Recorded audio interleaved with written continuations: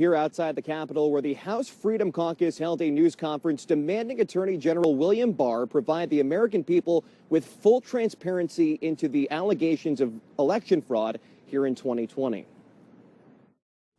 In our roles, in the oversight capacities that we have here in Congress, but also the Department of Justice and certainly the media, to look into these allegations, to really give it the effort that it's worth. You know, I agree with my colleagues to say where there's smoke, there's fire. You have to start somewhere. And there's credible evidence, there's credible testimony that there are problems here. We're coming down to the wire, and we have not had a proper job done by the Department of Justice and certainly not by the FBI. We have an election in Georgia next month.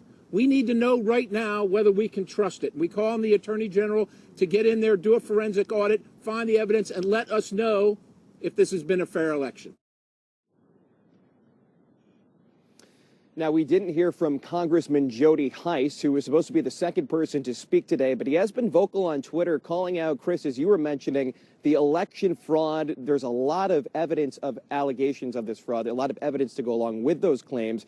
In Georgia, suitcases of ballots being pulled out and then counted when poll watchers were taken away. So that is what Congressman Heiss is pointing out. And then there's just countless examples of video that we've seen. So a lot of these allegations are being looked into. But the question is, what is the DOJ doing? What is the FBI doing? And that's what the Freedom Caucus wanted to know here today.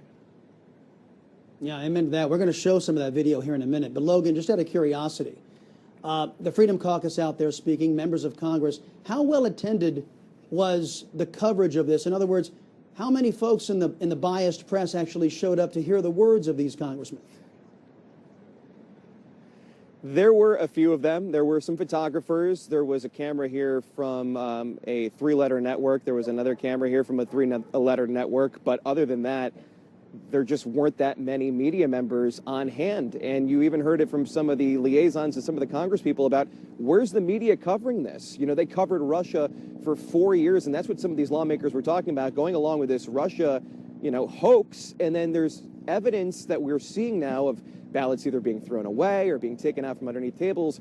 And there's just not that intrigue here in Washington. But thankfully, we have outlets like us here at Newsmax that are looking into this.